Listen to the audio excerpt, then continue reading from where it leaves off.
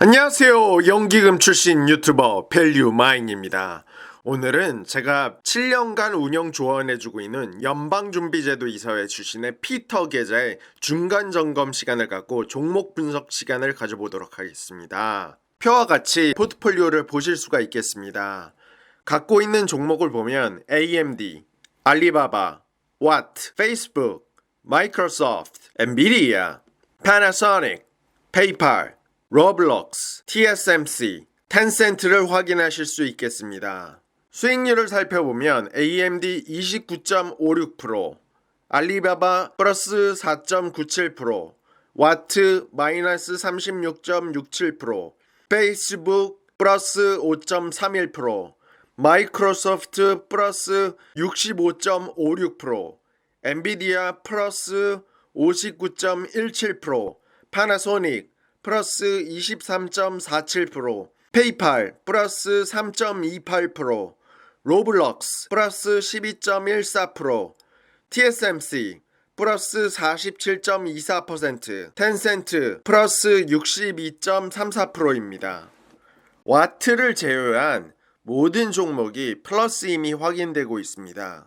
와트는 전체 포트폴리오에서 차지하는 비중도 1.76%로 전체 수익에는 큰 마이너스 영향을 주고 있지는 않습니다. 와트의 편입 이유는 와트가 무선 충전, 와이어리스 차징이라고 하죠.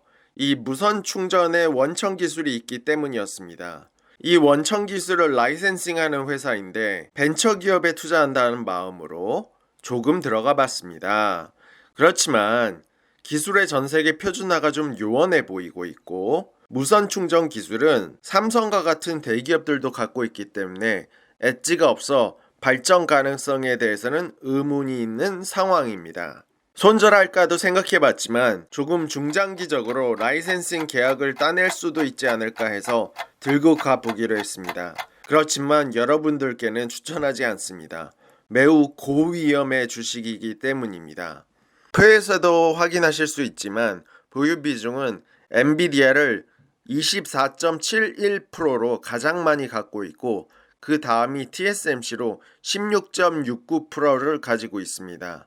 그 다음이 텐센트 9.85%, 다음이 AMD 8.28%, 그 다음이 알리바바 7.67%, 그 다음이 로블록스 7.09% 순입니다.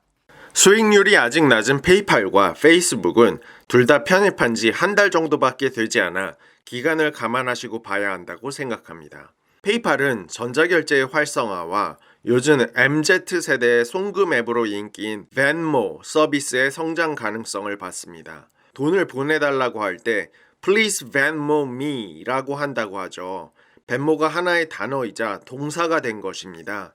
우리가 뭐 좀 인터넷에서 찾아보라고 영어로 말할 때도 Please Google it 이라고 구글이 동사가 된 것처럼 말입니다. 페이팔 좋게 봅니다. 그리고 페이스북은 메타버스 테마로 편입해봤습니다. 오큘러스 퀘스트 2의 판매 호조와 VR 기기, 소프트웨어 플랫폼인 호라이즌을 갖고 있는 페이스북은 구글과 같이 플랫폼 회사가 되려고 하고 있습니다. 그리고 무려 20억 명이 이용하는 글로벌 메신저인 왓츠앱을 가지고 있습니다. 여러분도 아시겠지만 메신저 앱으로 할 수 있는 비즈니스 영역은 무궁무진하죠. 그리고 요즘 MZ세대라면 이용하는 인스타그램의 성장성도 빼놓을 수 없겠죠.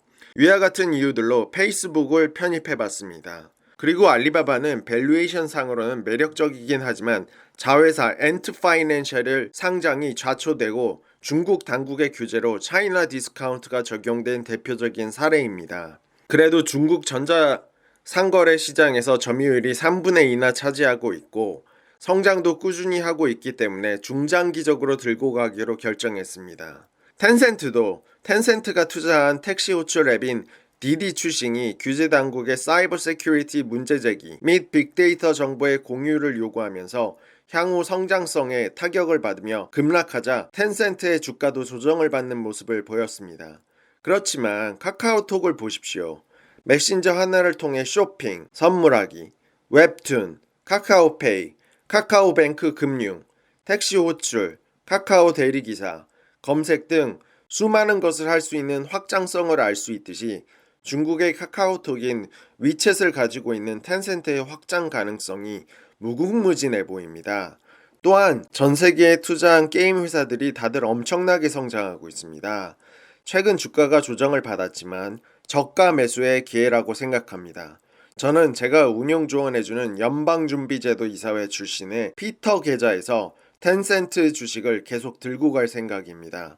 매크로는 연방준비제도 이사회 의장인 제러미 파월의 발언과 미 재무장관인 자넷 옐런 발언, 그리고 고용 상황과 미국 국채 10년물 금리에 중점을 두고 지켜보고 있습니다.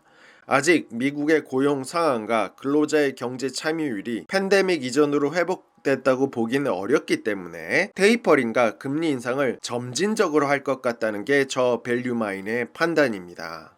오늘의 종목 분석 시간이 왔습니다. 중국 차량 공유 플랫폼인 디디추싱이 최근 상장했습니다.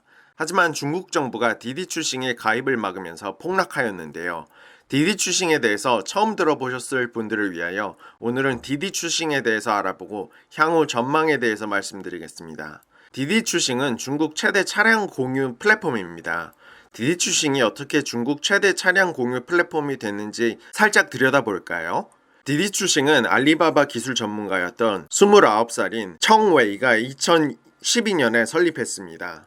혼잡한 베이징 출퇴근 시간에 택시 잡기 어려움을 해소하고자 택시를 부르는 모바일 앱을 만들기 시작했고 인기를 끌었고 텐센트 투자를 받으면서 급성장할 수 있었습니다. 2015년 알리바바 지원을 받던 화이디처와 합병하면서 회사 이름을 디디추싱으로 변경하였습니다. 2016년 중국 시장에서 경쟁하던 우버는 일정 디디추싱의 지분을 받는 조건으로 중국 시장에서 철수하였고 이로 인해 디디추싱이 중국 시장에서 더욱 독보적인 지위를 굳히게 되었습니다. 2020년 5월 소프트뱅크가 5억 달러를 투자했습니다. 소프트뱅크의 성구와는 유명하죠. 청웨이는 회사 지분 7%를 보유하고 있습니다. 디디추싱 주요 주주들은 21.5%의 지분을 소유하고 있는 소프트뱅크와 12.8%를 보유한 우버, 그리고 6.8%의 지분을 보유하고 있는 텐센트 등이 있습니다. 막강한 우군들이 든든하게 뒤를 받쳐주고 있죠. 이렇게 커지는 시장을 장악하기 위해서는 전기차와 전기자동차 등을 이용한 이동성을 강화하고 궁극적으로 자율주행을 모빌리티에 도입해 시장을 장악하겠다는 비전을 보여주고 있습니다. 중국 모빌리티 시장은 2020년 5.7조 위안 8,730억 달러에 달한 엄청난 시장 규모인데 이는 2025년에는 10.6조 위안 1.6조 달러로 연평균 13.1% 성장할 것으로 전망되고 있습니다.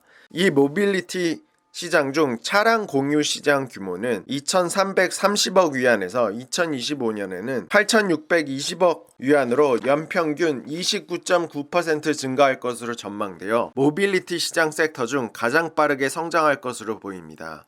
모빌리티 공유의 경우 더 많은 운전자가 플랫폼에 가입하면 라이더의 대기 시간과 비용이 감소합니다. 더 적은 대기 시간과 더 낮은 이동 비용은 더 많은 라이더를 끌어들이고 결과적으로 운전자에게 더 많은 수입을 창출하고 플랫폼에 가입할 더 많은 인센티브를 제공할 수 있습니다.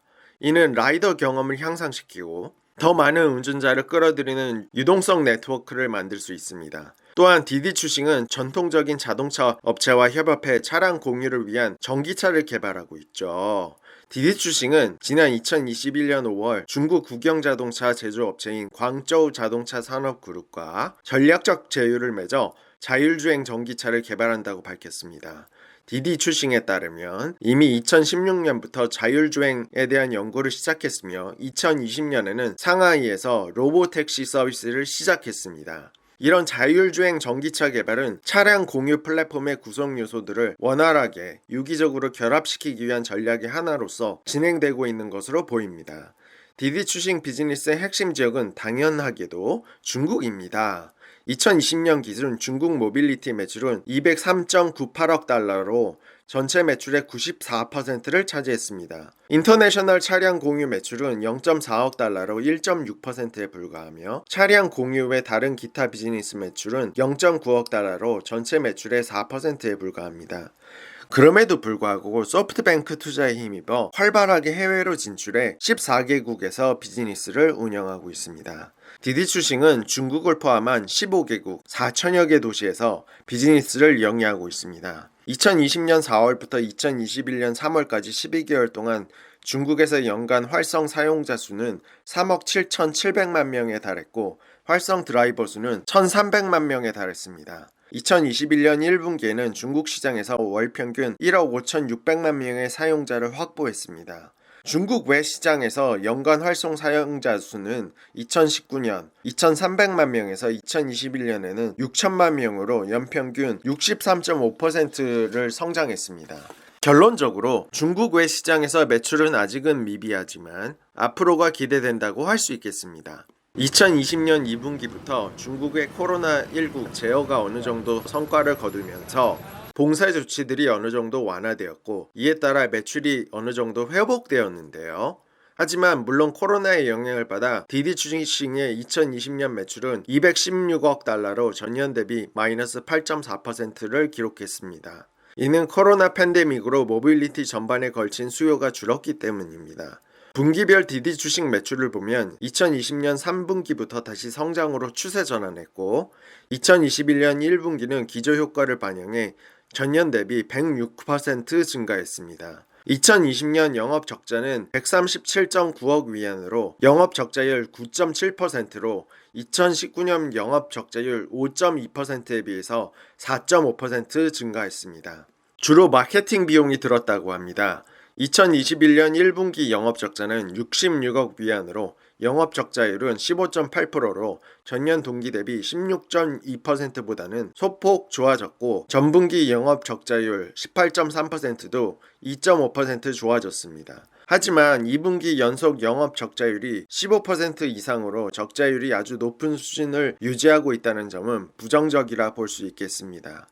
마지막으로 최근 가장 핫한 이슈죠. 중국 정부에서 디디추싱 앱을 앱스토어에서 내린 것 때문에 주가가 폭락했습니다.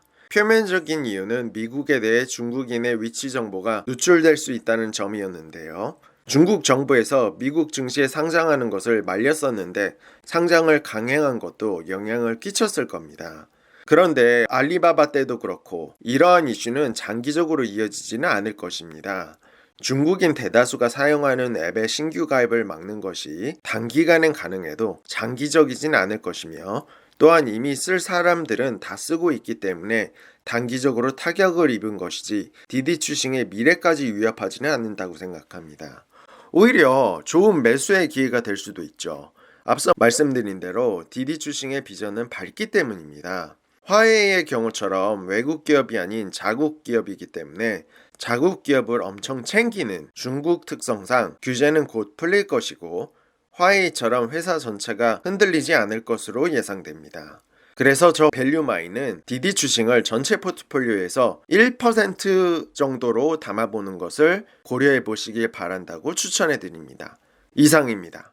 오늘도 유익한 시간이 되셨나요? 오늘은 여기서 줄이고요. 구독과 좋아요 눌러주시고요. 다음 주에 만나요.